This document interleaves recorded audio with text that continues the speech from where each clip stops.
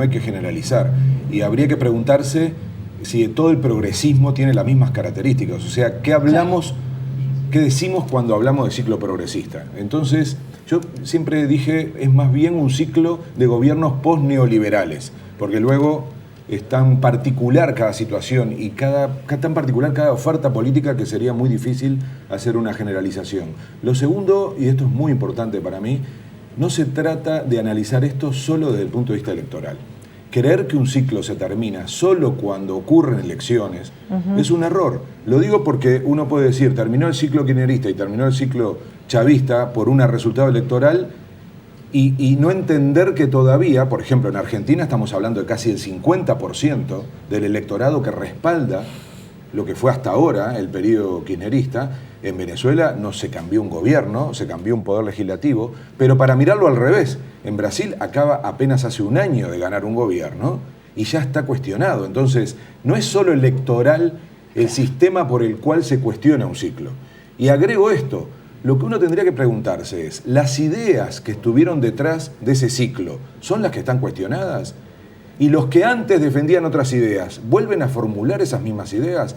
Porque si estamos diciendo que el ciclo fue post-neoliberal, ¿hay alguien que diga que hay que volver a las políticas neoliberales?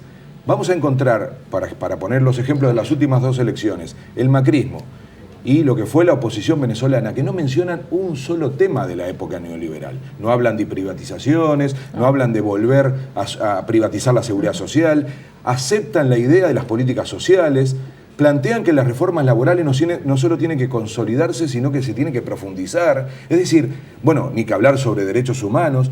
No hay una recuperación de un relato conservador. Al contrario, nadie quiere quedar atrapado en esa lógica, pero aparece la palabra cambiar o democracia.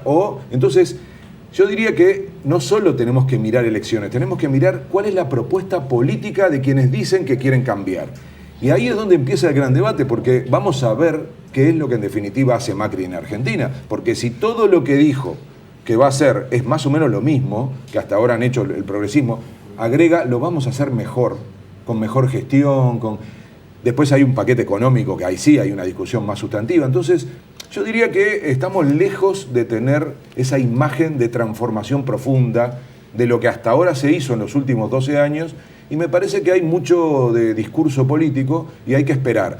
También digo, hay una enorme falta de discusión de los progresismos sobre lo que le resta por hacer. Y yo creo que el gran desafío del progresismo no es defender lo que hizo, sino plantear un nuevo ciclo de reformas, porque lo que está claro es que quizá no terminó el ciclo progresista, pero se agotó una etapa. Y eso es lo que ahora creo debería discutirse. ¿Cómo sigue el progresismo si quiere ganar elecciones? Está muy claro que el progresismo ha demostrado que pudo hacer transformaciones en una época de bonanza económica. Que no fue solo viento de cola, ¿no? Porque se habla mucho de los precios de los commodities, es verdad, pero también hubo otros periodos en América Latina de crecimiento económico sin distribución. Y la diferencia básica que tuvo los gobiernos progresistas, independientemente de su estilo, que son muy diversos en América Latina, es que crecieron con distribución. Y eso no lo puede discutir nadie. Y los datos están sobre la mesa, sobre la caída de la pobreza y demás. Luego lo que tenemos ahora es el desafío de profundizar transformaciones sin un nivel de desarrollo económico tan favorable. La crisis del 2008, que es una de las razones, como decía Julieta, de los problemas en Europa, también estuvieron en América Latina y se superaron con políticas anticíclicas. O sea, América Latina continuó invirtiendo, generando consumo interno, sacando a la gente de la pobreza. Entonces, hay que esperar un poco y no estar tan al grito de cosas que tienen que ver. Yo creo que el factor económico es un factor, pero no debería ser una razón para no profundizar reformas. Hay reformas que se pueden hacer independientemente de la situación económica. Entonces, la gran pregunta es ¿cuál es entonces el desafío de la izquierda? Porque si lo único que hace es administrar un momento de crisis, ¿en qué se diferencia de un partido conservador? Partidos conservadores, y aquí uso también una frase, una imagen que nos da Julieta, que es la nueva derecha. O sea, cómo se presenta la oferta conservadora que ya no quiere ser asociada a la década del 90. Claro. Porque repito, y ahí es donde hay un triunfo que tiene que ver con la sociedad, no con un partido. Las sociedades de América Latina son sociedades más democráticas 12 años después. No nos olvidemos que en el 2001, 2002, 2003 teníamos países fundidos. En Argentina se decía que se vayan todos y acaba de votar el 80% de la población con un 2% de voto en blanco. Si eso no es más y mejor democracia, que alguien me lo explique.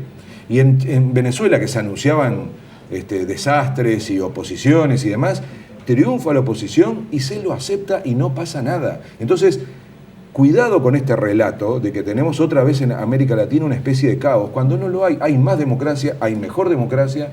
Aparece un elemento muy peligroso para el progresismo y para la democracia, que es la corrupción, que lo hubo siempre. Solo que ahora se da en un marco más serio. Y esto hay que discutirlo muy a fondo. El progresismo lo tiene que asumir, porque ahí está un problema principal en Brasil.